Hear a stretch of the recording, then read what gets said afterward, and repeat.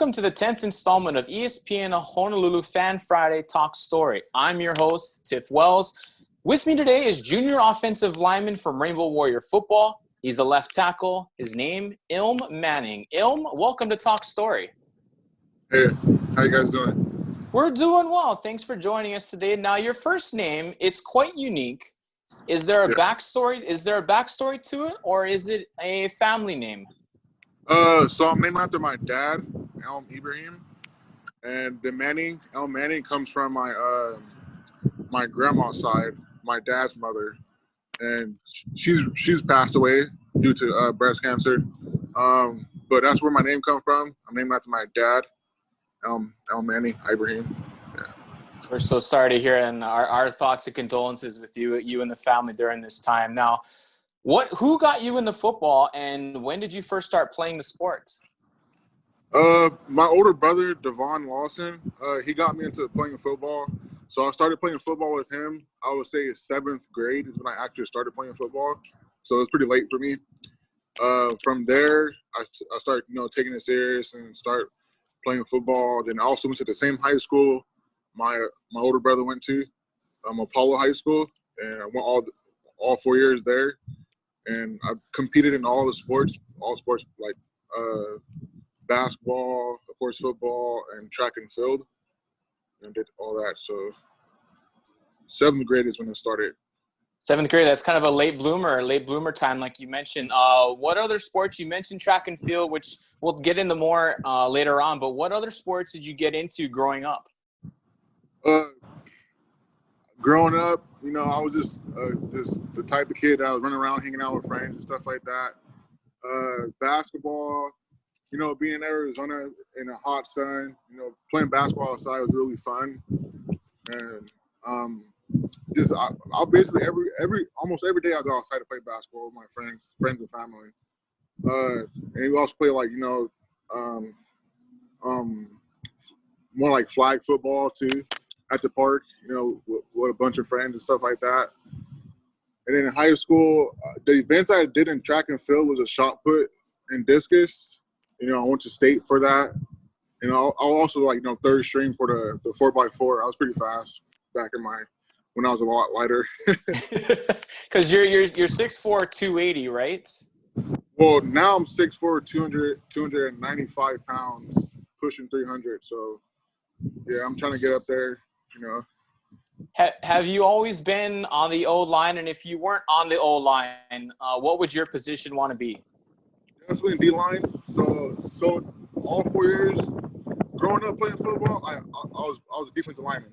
Yeah, that was my primary position. In high school, that's all 4 years I played D-line. I played nose, tackle, and end.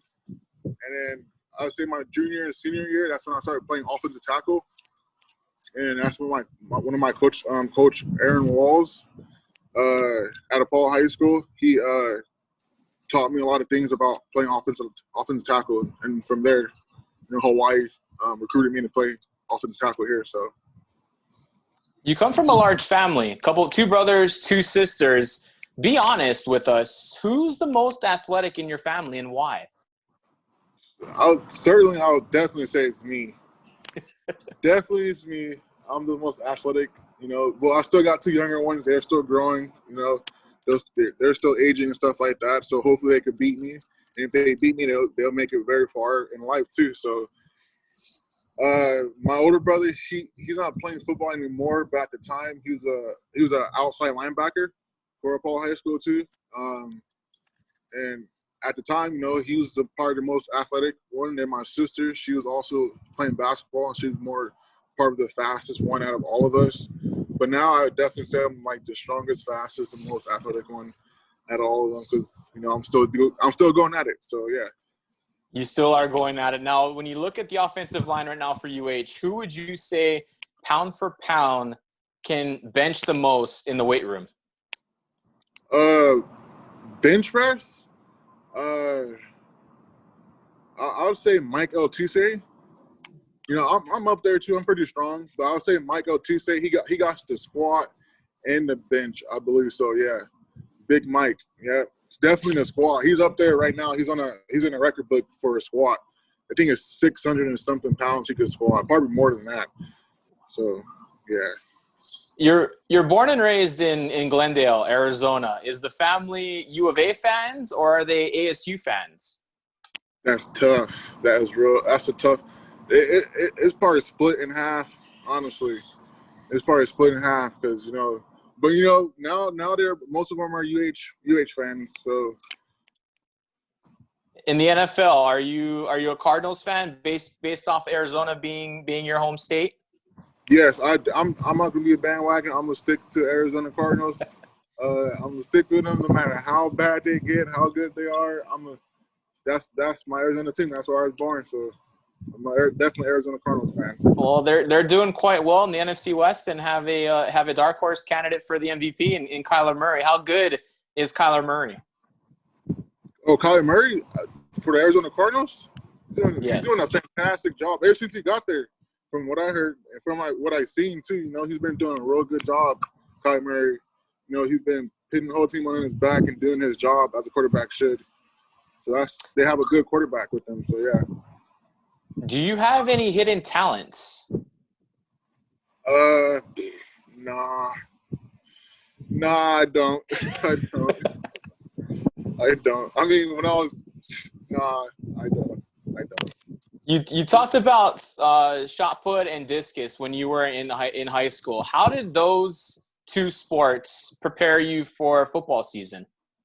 Oh, they definitely. I would say more of my twitch and my explosiveness, especially doing shot put. You got to be very explosive to throw that shot put very far.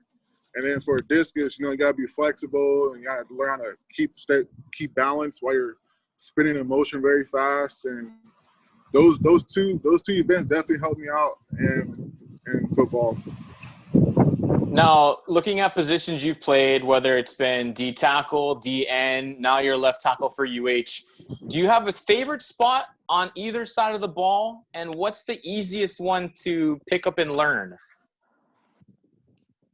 Well, coming in here, they did not give me the opportunity to play D-line, but I would say left tackle has been my favorite. It's been my favorite. I've been picking up things. Playing left tackle with my body physique, I can do a lot of things. A lot of things that average offensive lineman can't do and stuff like that. I'm very athletic. So, but if I was to get drafted to the NFL and they told me you got to play D-line, I would love to play D-line. Now, coincidentally, today is National Letter of Intent Day. A couple of years ago, when you signed to be a member of the UH football team, what do you remember about your signing day? That week, that signing day, it went through a lot of emotions, especially with my parents and my siblings. But signing my last National Letter of Intent, it was a relief that I had a secured place to go start my education and play football. So that day, it was very emotional. That whole week was very emotional. You're a junior now, but you've been a two-time academic All-Mountain West honoree. If we asked your parents, what would make them more proud? The fact that you've started every single game in college or of your academic success? Definitely say my academic success because they always told me that, you better get good grades so you can make it far in life. And that was the main priority growing up. My parents always told me, what's your grades? Give me your report card. You better have all A's and this and that. And so I took my education very seriously, and I'm hoping to leave here, if I ever get drafted, before I get drafted, to leave here with a degree in business management. So, how tough is it to balance academics also playing football at the same time? It's real tough, especially with this whole COVID thing. I would say when I first got here, adjusting to this new college stuff and a football with a permanent schedule that you have to follow and stuff like that, that was real tough, mentally and physically on my body. But, throughout time, you adjust to it, you get used to it, and that's a good thing. And I'll say with the new coaching staff coming in now, this new program, how they run everything, it's been tough, but things are getting better for me. So I can say that it's slowly getting better and that my education is going real well right now. We'll go back to your freshman year, and it's 2018. How do you mentally and physically prepare yourself for the rigors of college football? Because it's a whole different ball game than it is in the high school ranks, right? Yeah, it definitely is. So you said how I prepare myself for a football game? Well, Uh, how did you prepare yourself to get ready for college football mentally and oh, physically? oh yeah. So after I signed my national letter of intent, that whole entire summer before coming, I didn't come to the summer, the summer program here they had at the time. Um, but I went to the weight room every day. I went to the weight room. Only days off I had was Saturday and Sunday, but Monday through Friday, I'll literally work out for like 2 hours with my coach, and I'll go out there do some like sprints, work on my my mobility and stuff like that. Working on getting more explosive and stuff like that. But my main thing was gaining weight because on my visit here, I was like 250 pounds. They was looking at me playing D line, offensive line. They eventually made the decision that they want me to play offensive line. So after that, I was like, okay, I need to go back home and gain at least 20 pounds. So I did that, and by the time I got back here to start college and football and stuff like that, I was like 270 pounds, 275. So Last one here before we take our break. What are the difficulties in having to use a silent count during a road game? um, I would say the silent count is it's not so difficult once you practice it the whole week.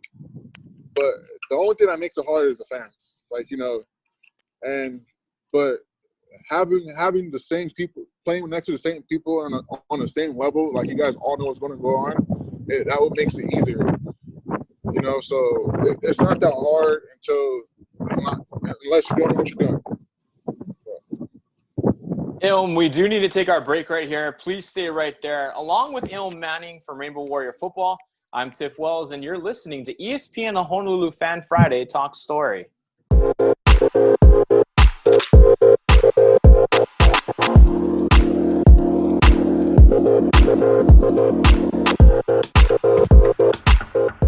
And welcome back to episode 10 of ESPN Honolulu Fan Friday Talk Story. I'm Tiff Wells. We're here with UH Football Junior left tackle Ilm Manning. Now, Ilm, last year, the big bowl game, the victory against BYU. How much fun was it Christmas Eve? That was extremely fun. That experience was real nice to win that one sophomore year. We lost the one to LTech freshman year, but to win against BYU especially, they beat us freshman year. They beat us real good, and to beat them in a bowl game, was real awesome, especially Christmas Eve. That was a real nice experience. All the bowl gifts and all the activities we had with each other, and all the time we spent with each other too. And after that, I went home to see my family, which made it even better too. So that was a real nice experience. On the offensive line, who specifically, or is it a position, is the one that picks up the blitz or a stunt coming from the defensive side? I'd say the one that picks up the blitz and stuff like that, the guards. The guards are always the ones that are picking up the gut cross, the blitz and stuff like that. The guards in the center. What part of your game, you're a good offensive lineman, but what part of your game do you feel needs the most work and why? I'd say my run blocking. My run blocking, I definitely could improve on that, and I can improve everywhere. There's no time where you think you're the best player out there. There's always room for improvement, and I see that as a fact that I need to get better every week. Every day I need to get better. Every week I need to get better. Every Saturday is that exam of football to see how you practice that week. And I see it as if I do real good this whole week in practice, that I'll do excellent in the game. So there's a tough stretch of games coming up for you guys. Of course, San Diego State this coming Saturday. You've got Boise, you've got Nevada, also San Jose State. Is there a couple of improvements along the offensive line you would like to see ahead of these next couple of big games? Definitely, our communication is gonna get better. That's one thing we need to work on, getting out the play call, because we're all running a fast tempo offense. So we definitely have to find ways to communicate faster. To get them defenses like to get them off track, because they still looking at the sideline, and the offense where our hands is down, we're ready to go. They're gonna be the one in trouble. So we gotta keep on communicating better and getting our play calls down, and we'll be fine.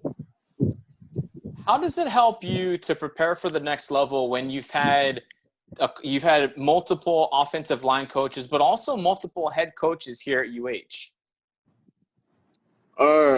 No, I've heard a lot of talk, a lot of story from both coaches, head coaches, and my position coaches.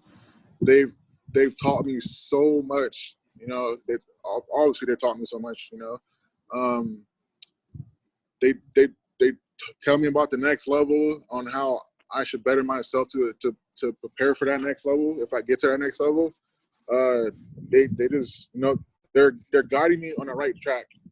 And I would say my first 2 years, Coach Weber and the whole coaching staff under Coach Rollo, they've really helped me develop a lot of what I have now. So thanks to them, I have a lot going. What are some of the main schematic differences for the line from what used to be the run and shoot when Rollo was here to now with Coach Graham, which is called the run and gun? The run and gun versus the run and shoot. I would say the run and gun. We're more of a run, more of a power team. It's a base offense, and run and shoot. You got all these options. It's built for athletic offensive linemen and fast wide receivers who are capable of getting open, and also a good quarterback who could do a lot. I'd say this new offense we have now, the run and gun, it's more of a it helps out, it helps show your weaknesses and strengths on what you can do, each individual, each 11 players.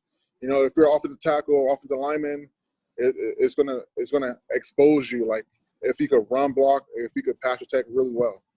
So be honest here, was it colder in Boise last year for the WAC championship game, or for the Mountain West championship game in December, or was it colder when you guys were up at Laramie a couple of weeks ago?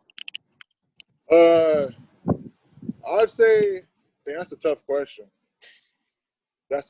See, if I would know the degrees it was at the time, both of them, I can easily answer that question. But I'd say it was colder in Laramie, Wyoming. It was colder. And a lot higher up elevation, right? Yeah, exactly. Who's the best cook in your family? My mom. My mom definitely gets down in the kitchen. And yeah, I'll love to be in the kitchen with her right now, cooking some food. I used to always ask her. She used to be the one tired of me asking her to cook some food. So, but my mom definitely gets down in the kitchen, and hopefully I get to go home soon to see that. So. Okay, so if we're all going to dinner at your house, what are a couple of dishes that you're gonna tell mom to make so we all can try and enjoy it? Her chicken strips, her fried chicken strips, her baked macaroni and cheese. She makes bomb smothered pork chops. Her home style mashed potatoes. Her mixed vegetables. She even know how to make a lot of good Mexican food too. So I'll tell her to make some Mexican food, and she know how to make some nachos, like nachos, steak nachos. She gets down. So. We got to tell Coach Graham to add all these foods to the training table, right? Yes. Yes. Now, we talked about the NFL and the fact that you're a bandwagon Cardinals fan with Kyler Murray. Season's half over. Who's your MVP, and who are your two teams in the Super Bowl? My MVP. That's a tough question. I watch a bunch of offensive linemen. That's who I watch. Like Tyron Smith, Nelson, Taylor Lawrence, Yeah, I watched a bunch of offensive linemen. My MVP would probably be dang, Kyler Murphy. I'm just gonna go with Kyler Murphy. And then who do you have in the Super Bowl? Super Bowl, I'm gonna say the right now, since what I see is the Steelers, and I think the Steelers gonna win. All honestly, Well, it don't matter. It don't matter who's coming out of the NFC, right? It's Right. Steelers. Yeah. Take us to the season opener. You guys are in Fresno. You're walking down the ramp at Bulldog Stadium. How eerie, how crazy was it that there were no fans in the stands? Just kind of describe that atmosphere to us. Atmosphere, it felt like it felt weird. It felt weird for the moment, It felt weird, but like once you stepped on the field, it was actually in a game. So you're so used to blocking out the noises anyway. So it's like you're on the field, you're in the middle of the game. So now you're just trying to play your best game. That's all you're focused about. And that's what I was going through. Like the fans don't mean anything right now. I need to focus on this game, and we need to be Fresno. So coming out, it felt weird, but stepping on the football field and actually playing the game, it felt the same. The home opener this past Saturday against New Mexico. In your mind, who had the better play? That 42-yard run by Nick Martiner or Jared Smart's 2-point conversion catch in the corner of the end zone? Oh, dang. Those were both some great plays. But I'll say Jared Smart. Because the way he got up and snatched that ball from the air and got right back down and put his foot in to get those 2 extra points, that I haven't seen something like that in a long time. Like, from Cedric, Bird, them 2 wide receivers were real great wide receivers last year and the year before. But Jared Smart, he's a real great wide receiver too. I think he's probably the best one here yet now. What he did that game was awesome. That was dope. It was, and seeing it, after I'm sitting there pass protecting the quarterback, and I just look up. Everybody looks up, and then boom, he just jumps out of nowhere, grabs it, and comes back down, and it was a 2 extra points. So. Now, our next question comes from another former lineman. You probably know him quite well, RJ Hollis, our guy. He wants to know when you hear the phrase "seek and destroy," what does that mean to you? When I hear the phrase "seek and destroy," I'm literally just picturing my hands or it's two different versions I see it. When it's a pass protect, I'm looking after the shoulders, and if they get any close to me, I'm gonna punch them right in the shoulder and protect the quarterback. If it's a run block, I'm coming down hard, and I'm trying to pit that defensive lineman on his back.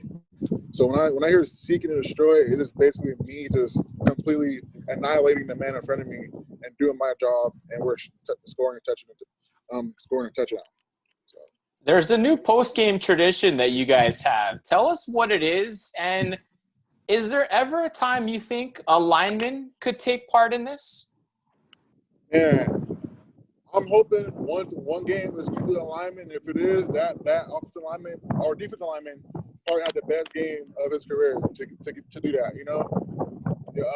That tradition is real nice now. It's a dope tradition that they brought into the program. To let us know who was that player of that game and who put it all on the line that game. So that's really something special. So one day, if it's an offensive lineman or defensive lineman, that'd be very dope. And I can't wait to see that. I don't know who's going to be. Is it going to be me? Is it going to be Cole Val, Jelani Tavai? I mean, not Jelani, Justice Tavai. So yeah. It'd be easier for a D lineman to get it, right? Because they can always get the sack or the forced fumble and a scoop and score. But for an offensive lineman, maybe 8-10 pancake blocks a game? Would that be something? Yeah, I'm hoping that it will be something. It's just straight pancake block, or them screen plays. When we out on them screen plays and go 300-pound offensive linemen, we're moving downfield and blocking guys who are half the size of us. Yeah, I mean, those would be some awesome plays. Now, we mentioned, of course, the game coming up on Saturday at San Diego State. What are some of the few items in your carry-on bag that you gotta have when you travel 5+ hours across the Pacific? Of course, my hygiene bag. Always have to have that. And a bottle of lotion. A bottle of lotion definitely. But they get ashy going back up there to the mainland in that dry weather.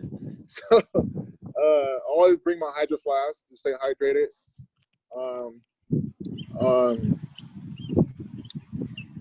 Of course, my clothes and my Surface Pro. Yeah, I mean, I try to bring all the things I actually need. I never bring no game console or a game system or anything like that and what nature, but just the things I need. It's a business trip. Am I Right. right? Exactly. Who's maybe one or two of the toughest guys you've had to pass block against in your 2+ years here? My two toughest guys, Boise, what's his name? Number 99, the defensive end.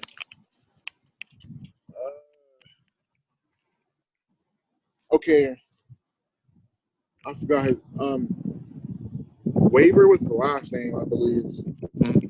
From Boise, number 99. He was a great pass rusher. And then I'll say from LTech, Jalen Ferguson, I think his name. Last name was. Yeah, them are the two best pass rushers I've been up against. There's plenty more pass rushers I've been up against, but them are the two toughest ones I've been up against. Now, we know that there's not going to be any fans at home games for the most part for the rest of the season, but you did have some fans that traveled all the way to Laramie for that game against Wyoming. Last question here for you, Ilm. If you had a message for the Rainbow Warrior football fans out there, what would you like to tell them? That keep on supporting us. We're getting better every day for you guys, and we're going to make this season the best season we possibly can, and then we're going to go all the way. So. We hope so. We hope we can get to that top 2 in the Mountain West Conference and get back to the championship game. Ilm, this has been so much fun. We really appreciate the time you've given us today. Thank you so much. Safe travels to the continent this coming Saturday. Best of luck against San Diego State in the rest of the season. Thank you. Appreciate it. For Ilm, as well as the rest of us here at ESPN Honolulu, I'm Tiff Wells saying thank you for joining us here on the 10th edition of ESPN Honolulu Fan Friday Talk Story. Until next week.